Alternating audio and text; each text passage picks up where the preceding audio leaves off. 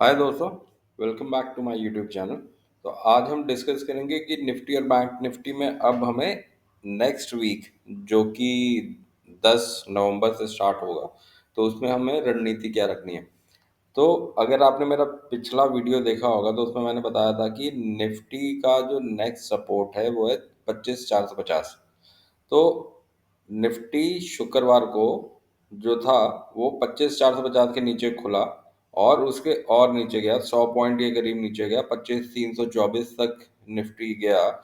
और उसके बाद पूरी की पूरी कैंडल जो है वो रिवर्स हुई और निफ्टी ने 25,490 पे क्लोजिंग दी है। तो अगर आप ये देखें आर्ली कैंडल पे, तो यहाँ पर ये इसने 25,318 का लो लगाया था निफ्टी ने। और उसके बाद जो क्लोजिंग हुई है निफ्टी की वो 25,490 पे हुई है। तो जो सपोर्ट लेवल है वो काम तो करते हैं, क्योंकि आप देखिए 25,450 के ऊपर ही निफ्टी क्लोज हुआ। और इसके पीछे रीजन क्या है कि इतनी बड़ी बाइंग आ गई। 100 पॉइंट नीचे खुलने के बाद 100 पॉइंट और नीचे गए, यानी 125 दो 250 पॉइंट की गिरावट के बाद पूरा का पूरा कैंडल रिवर्स हुआ और बढ़िया था, डोजी बना दिया। तो अब देखें तो एफआईआई ने जो हमारे बाइंग करी है वो करी है करीब 4500 करोड़ की शुक्रवार को। और अगर डीआईए की बात करते हैं तो डीआईए ने भी करीब बाइंग करी है 6,674 करोड़ की। तो डीआईआई और एफआईआई दोनों ने मिलकर खरीदारी करी है शुक्रवार को, जिसकी वजह से ये पूरी की पूरी कैंडल जो है रिवर्स हो गई, रेड से ग्रीन में कन्वर्ट हो गई। और इतनी बड़ी गिरावट के कारण क्या थे? तो अगर हम बात करें कि गिरावट के कारण क्या थे, तो यूएस में टेक शेयरों में ओवर वैल्यूएशन की बात चल रही है। उसके बाद जो ऑयल मार्केट में अनसर्टेनिटी चल रही है। उसके बाद फिर अलग अलग की खबरें हैं, जैसे यूएस जो है वो न्यूक्लियर टेस्ट कर रहा है। तो इस तरीके से काफ़ी सारी न्यूज़ हैं जिनकी वजह से मार्केट में काफ़ी अनसर्टेनिटी है।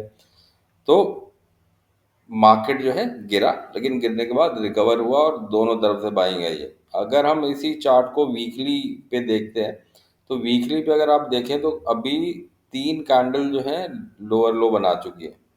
तो अब समझना ये है कि क्या चौथी कैंडल भी लोअर लो बनाएगी।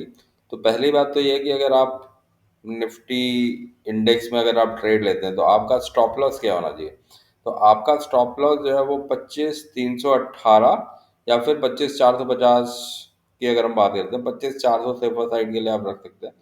25,400 को आप सेफर साइड में रख कर आप निफ्टी में ट्रेड लेना चाहें तो ले सकते हैं अपसाइड के लिए। और अपसाइड कहाँ तक है?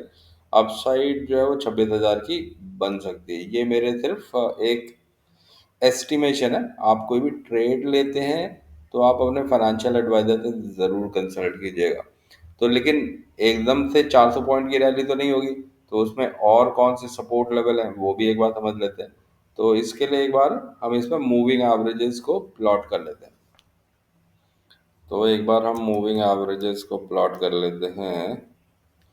तो हम 4 मूविंग एवरेज प्लॉट करेंगे, 20, 50, 100 और 200। तो क्योंकि देखिए, अंडरस्टैंडिंग के लिए, प्राइस मूवमेंट के लिए आपको हर तरीके से अलग अलग तरीके से समझना पड़ेगा कि कहाँ पे क्या सपोर्ट आ सकता है, कहाँ पे किस लेवल पे रेजिस्टेंस आ सकता है। और उसके लिए आपको फिबोनाची की ज़रूरत पड़ती है, उसको उसके लिए आपको मूविंग एवरेजेस की ज़रूरत पड़ती है। तब जाके आपको कोई लेवल समझ में आता है कि किस लेवल पे आपको सपोर्ट मिलेगा, किस लेवल पे आपको रेजिस्टेंस मिलेगा। तो इसलिए दोस्तों मैं आपको सारे लेवल दिखाता हूँ, समझाता हूँ, ताकि जब आप अपने ट्रेड ले सकें तो आपको भी ट्रेड लेने में आसानी हो। तो अब आप यहाँ पे देखिए, ये आर्ली कैंडल है और ये 200 मूविंग एवरेज है आर्ली पे, जहाँ तक रिवर्सल है। तो ये 25,395 का है। तो 25,395 यानी कि 25,400 ही आप कह लीजिए। तो सेफर साइड के लिए 25,400, या फिर आप जो फ्राइडे का लो था 25,318, इसको आप अपना एक स्टॉप लॉस या सपोर्ट लेकर ट्रेड लेना चाहें तो ले सकते हैं। लेकिन ट्रेड जाएगा कहाँ तक वो भी समझ लेते हैं। तो देखिए, पहला लेवल तो यहाँ से आता है 25,650 का। और 25,650 को अगर निफ्टी कंफर्टेबली क्रॉस कर लेता है, ट्रेड उसके ऊपर होने लगता है, तो फिर 25,650 के बाद फिर हमारे पास 26,000 का ही लेवल है। तो 25,650 के ऊपर अगर निफ्टी ट्रेड करता है तो फिर एक्सपेक्टेशन ये है कि निफ्टी 26,000 तक जा सकता है। तो लेकिन कोई भी ट्रेड लेने से पहले आप अपने फाइनेंशियल एडवाइजर से ज़रूर कंसल्ट कीजिएगा। अब वहीं पे हम बात करते हैं बैंक निफ्टी की। तो बैंक निफ्टी की अगर हम बात करते हैं तो मैं आपको बार बार वही कह रहा हूँ कि बैंक निफ्टी जो है वो कंफर्टेबली निफ्टी से बेटर है और निफ्टी को आउट परफॉर्म कर रहा है। तो आप यहाँ पे देखिए, बैंक निफ्टी जो है वो ओपन हुआ था गैप डाउन में 57,370 पे, 57,370 के करीब बैंक निफ्टी ओपन हुआ था। उसने यहाँ से लो बनाया 57,150 का, 150 पॉइंट का लो बनाया, और उसके बाद फिर उसने थर्सडे के हाई को भी क्रॉस किया। थर्सडे का हाई था 57,945, और फ्राइडे को हाई बनाया 57,990। उसके बाद जो क्लोजिंग हुई है वो थर्सडे से ऊपर ही क्लोजिंग हुई है। तो क्लोजिंग हुई है 57,886 की, 76 की बैंक निफ्टी में क्लोजिंग हुई है। तो बैंक निफ्टी कंपेरेटिवली निफ्टी से स्ट्रांग है, लेकिन बैंक निफ्टी में भी ट्रेड कुछ नहीं बन रहा। क्यों नहीं बन रहा? क्योंकि देखिए, ऊपर की तरफ आपका जो रिवॉर्ड है वो 500 700 पॉइंट का रिवॉर्ड है, लेकिन नीचे की तरफ जो रिस्क है आपका, वो रिस्क काफ़ी खुला हुआ है। वो रिस्क यहाँ से लगभग 2000 पॉइंट का है। 2000 पॉइंट का क्यों है? क्योंकि मैं बात कर रहा हूँ कि अगर ये यहाँ से ब्रेक होता है तो ये जो आपकी 20 मूविंग एवरेज, अभी तो उसके ऊपर ही है, लेकिन 20 मूविंग ये जो इस एरिया में कंसोलिडेशन कर रहा है, तो बैंक निफ्टी जो कंसोलिडेट कर रहा है वो 58,500 ऊपर की तरफ और नीचे 57,500, तो ये 1,000 की रेंज है। इस 1,000 की रेंज में बैंक निफ्टी कंसोलिडेट कर रहा है, और अगर ये इस रेंज को कभी नीचे की तरफ ब्रेक करता है तो फिर 2,000 पॉइंट की नीचे की तरफ गिरावट दिख सकती है, जहां पर की 50 और 100 मूविंग एवरेज जो है दोनों आसपास में है। तो इसलिए मुझे बैंक निफ्टी में ज़्यादा कोई ट्रेंड बायर के लिए नहीं दिख रहा। सेलर के लिए हो सकता है कि आप इस रेंज में अपने ऑप्शंस को बेच सकते हैं, मतलब ऊपर की तरफ अगर आपका 58,500 के ऊपर आप ऑप्शन बेच सकते हैं, और नीचे की तरफ आप 57,000 के नीचे की ऑप्शन बेच सकते हैं। तो लेकिन उसमें भी आपको स्टॉप लॉस लेके रखने पड़ेंगे, ताकि अगर कोई भी स्पाइक आता है और बैंक निफ्टी किसी तरीके से ऊपर या नीचे के दायरों को तोड़ता है, तो आपका जो है वो स्टॉप लॉस ट्रिगर हो और आपको ज़्यादा नुकसान ना हो। ये मेरे तरफ आपके लिए सजेशन है। अगर आप कोई भी ट्रेड लेते हैं तो आप अपने फाइनेंशियल एडवाइजर से ज़रूर कंसल्ट कीजिएगा। इसके अलावा कुछ सेक्टर हैं जिनमें कि मूवमेंट था फ्राइडे को, तो उसमें मेटल जो था उसमें काफ़ी अच्छा मूवमेंट मुझे दिख रहा था, जैसे नेशनल एल्युमिनियम है, या फिर उसके अलावा वेदांता में भी मुझे काफ़ी अच्छा मूवमेंट दिख रहा था फ्राइडे को। तो नेशनल एल्युमिनियम को एक बार देख लेते हैं। तो देखिए, नेशनल एल्युमिनियम जो है, नालको जो है, इसने ओपन जो है वो 227 का बनाया। ओपन इक्वल टू लो ही दिख रहा है मुझे नालको का, और इतनी गिरावट में भी नालको जो है वो 234 पे क्लोजिंग देने में सफल रहा है। और अगर आप ये पिछले कुछ दिनों का इसका मूवमेंट भी देखें तो मुझे ज़्यादा कुछ इसमें वीकनेस नहीं दिख रही है। तो आप इंडेक्स की जगह स्टॉक स्पेसिफिक रहें तो ज़्यादा बेटर है। अब इसी की जगह वेदांता को देख लेते हैं।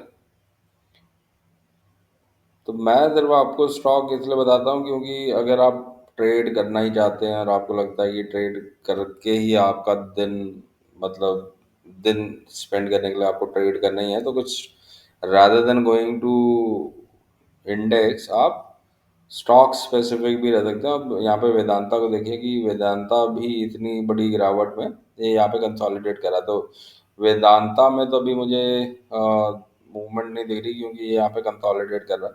तो जब तक कि कोई डायरेक्शन नहीं मिलती, ऊपर 515 पे स्ट्रगल कर रहा है, नीचे लेकिन इसको सपोर्ट मिल रहा है 490 के करीब। तो अभी फिलहाल मेरे हिसाब से तो इंडेक्स और स्टॉक से बाहर ही रहे। अगर आपने कोई फ्रेश एंट्री लेनी है तो अभी थोड़ा एक डायरेक्शन आने का वेट कर लीजिए और उसके बाद ही कोई ट्रेड बनता है। एक बार हम अपने प्रीशियस मेटल्स को भी देख लेते हैं दोस्तों, जो कि गोल्ड और सिल्वर है, क्योंकि काफ़ी लोगों का वो रहता है कि भैया मुझे गोल्ड में भी बता दो कि गोल्ड में क्या चल रहा है। तो आप गोल्ड को देखिए तो गोल्ड ने 4390 का एक हाई बनाया था। 4390 के बाद अभी 20 मूविंग एवरेजेस के नीचे है और अभी ये 4000 के लेवल पे कंसोलिडेट कर रहा है। तो नीचे की तरफ जो है वो 3950 और ऊपर की तरफ जो है 4050।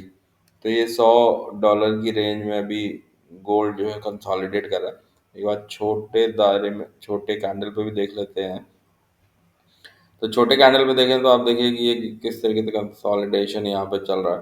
तो जब तक कि कोई भी क्लियर डायरेक्शन गोल्ड में नहीं मिलता है, तब तक अभी कुछ कहना मुश्किल है। लेकिन हमने जो अपने प्रीवियस कैंडल में गोल्ड के सपोर्ट और रेजिस्टेंस लेवल डिस्कस किए थे, वो मैं आपको दोबारा से एक बार रिफ्रेश कर देता हूँ। तो इसके लिए हम फिबोनाची को प्लॉट कर लेते हैं। हम 33,500 से ये देखिए कि नीचे की तरफ 3878 का सपोर्ट है और 3878 को अगर गोल्ड ब्रेक करता है तो 3750, और 3750 को ब्रेक करता है तो 3579। और 3579 जो है वो काफ़ी स्ट्रॉन्ग सपोर्ट बनेगा, क्योंकि यहाँ पर काफ़ी बार पहले स्ट्रगल कर चुका था। और 3500 को जब इसने ब्रेक किया था तभी ये इतनी बड़ी रैली निकल के आई थी। इसके बाद हम देख लेते हैं एक बार सिल्वर को। सिल्वर भी दोस्तों एक तरीके से अभी कंसोलिडेट ही कर रहा है। तो आप देखिए ऊपर की तरफ जो है वो 48 48.8 पे ऊपर का लेवल बन रहा है और नीचे का जो लेवल है वो 46.6 है। तो ये $2 की जो रेंज है इसमें अभी सिल्वर जो है कंसोलिडेट कर रहा है। तो कुछ भी जब तक ब्रेकआउट नहीं आता तब तक सिल्वर में भी कोई अभी फिलहाल अप मूव या डाउन मूव की बात नहीं कर सकते। लेकिन हम अब इसका वो देख लेते हैं कि हमारे सपोर्ट और रेजिस्टेंस लेवल क्या बनता है। तो नीचे की तरफ आप देखिए 47.64 जो सपोर्ट है, उस 47.64 को अगर ब्रेक करता है तो 43.83, और 43.83 को ब्रेक करता है तो 40.76, और 40.76 को ब्रेक करता है तो 37.67। तो ये सिल्वर के सपोर्ट है। लेकिन अभी फिलहाल कंसोलिडेट कर रहा है, तो ऐसी कोई घबराने वाली कोई दिक्कत नहीं है। ट्रेड बनता है या नहीं बनता, ये जब तक कि ये कंसोलिडेशन फेज से बाहर नहीं निकल के आता तब तक कुछ कहना मुश्किल है। तो इसके साथ मैं अपना ये वीडियो यहाँ पे समाप्त करता हूँ दोस्तों। तो अगर आप ये मेरा वीडियो देख रहे हैं और आपको मेरा प्राइस एनालिसिस पसंद आता है तो मेरे वीडियो को लाइक ज़रूर कीजिएगा और मेरे चैनल को सब्सक्राइब ज़रूर कीजिएगा। तो see you in my next video दोस्तों।